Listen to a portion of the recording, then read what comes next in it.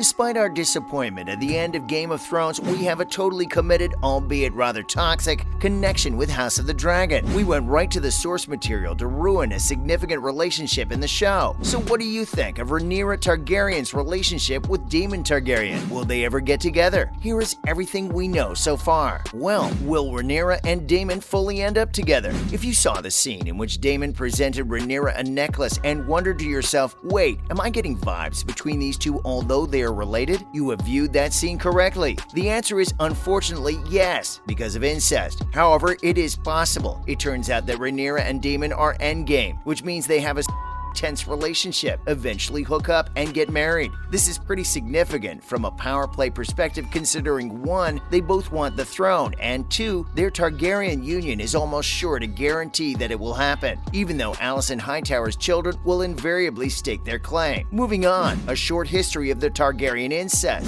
We're required to suspend our disbelief regarding many things in the universe created by George R.R. Martin, one of which is that incest is not looked down upon. In Game of Thrones, the relationship between Cersei Lannister and Jaime Lannister drew a lot of curious glances. Still, the fact that Jon Snow and Daenerys Targaryen were related more traditionally was ignored by virtually everyone. And what exactly takes place during the rule of the House of the Dragon? There was an alarming amount of intermarriage among the Targaryens. To put it another way, on this planet, relations between members of the same species are not strange, and we are all expected to get on board. This is made abundantly evident in the show's 3rd episode when Otto, the Hand of the King, suggests to Rhaenyra that she marry her half-brother Prince Aegon. Although King Viserys was surprised by the suggestion, this reaction was due solely to the disparity in their ages and not to the fact that they were related. Following that, timeline of Rhaenyra and Daemon's relationship. Daemon is married when House of the Dragon begins, but that doesn't imply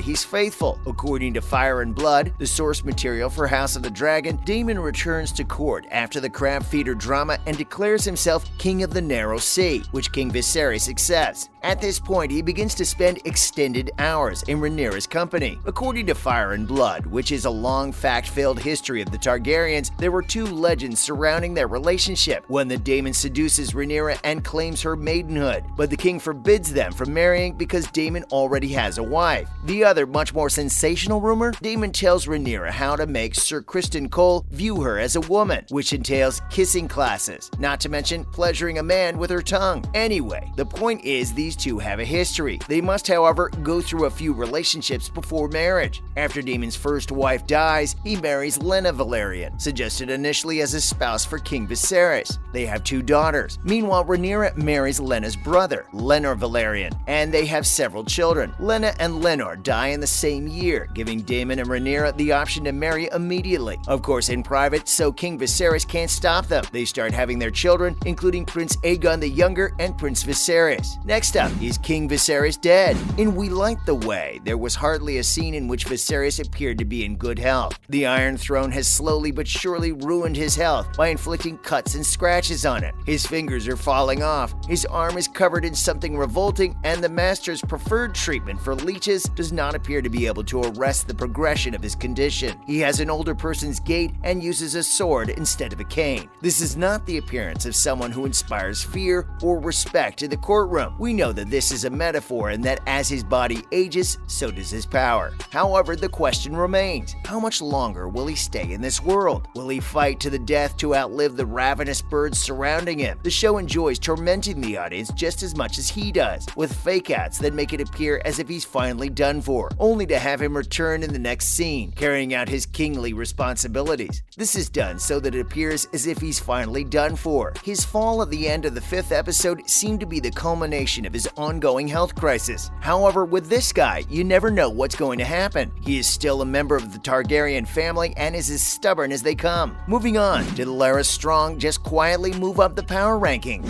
In the glorious Game of Thrones tradition of cripples, bastards, and broken things, it is important not to underrate the significance of characters like Larys Strong. A combination of Tyrion Lannister, Lord Varys, and Littlefinger, he is a gossip spreader with ambitions beyond his position. His foot is close beloved and he has purposes beyond his station. In the upcoming conflict over the succession, Larys has already decided whose camp he will support. In the novel Fire and Blood, there is a reason for his hatred for Rhaenyra, but it is connected to something that hasn't happened yet on the program. Consequently, it appears that he had no choice but to pick whichever side his father wasn't on. We now have one available if you've been looking for a scheme to add to the program. Think about what he did to the garden when he found Rhaenyra and the tea. He set a lot of things in motion. It is possible that without him, Alicent would not have questioned Sir Cole and would not have discovered the princess's lie. It's possible that they still get along. He has consistently provided the queen with accurate information, which makes him an invaluable asset to her in the court. Her rise to power may help secure his success as well. What else does he have in store for us? Following that, what does Alicent's green outfit mean? When the Lord calls his banners to war, the flame in the High Tower, the lighthouse-like building after which House Hightower is called, glows green, as Larys explained. Even if you didn't know that particular piece of mythology, the queen's decision to wear her house colors, rather than Targaryen red and black at such a significant gathering, is an eye-catching breach in etiquette. She also ensured everyone knew it by arriving late to catch as many people's attention as possible. She is no longer an accessory to the monarch, but a woman in her own right. When Fire and Blood readers are aware, albeit it occurs on a different occasion, this is a critical moment that will undoubtedly be revisited as the battle lines between supporters of the prospective successors become more clearly defined. Is Alicent and Rhaenyra's friendship officially over? A few things in episode 5 drove Alicent insane, and they all pointed back to Rhaenyra. She had to confront their friendship's limits at every turn. Would Rhaenyra go so far as to murder Alicent's children to prove her claim's legitimacy? As Otto suggested, what Alicent perceives to be true is more important than the truth. She might not have believed it if Larys's revelation about the tea hadn't come so soon after Sir Criston admitted guilt. And with her grand arrival, Alicent seemed to indicate to Rhaenyra and the kingdom that there was no turning back. Finally, will Sir Criston Cole face repercussions? In episode 5, Sir Criston revealed his true colors, which weren't friendly. After Rhaenyra declined his invitation to go away with him, hot he is, but not give up a chance to be queen hot. He spent the rest of the episode brooding like an emo kid. We would have felt sorry for him if he hadn't channeled his inner wrath and taken his rage out on hapless Sir Joffrey Lonmouth. However, as savage as that thrashing was, it was not enough to get him discharged from the Kingsguard. Every knight who dons the white cloak must sign an oath similar to the Night's Watch, promising not to hold estates, marry, or have children. As Sir Criston pointed out to Alicent, the penalty for breaching that vow is gelding and exile. To him, being executed would be preferable. Sir Joffrey didn't mean to bring Sir Criston's honor into disrepute. He only advised they keep an eye out for each other as unofficial royal side pieces.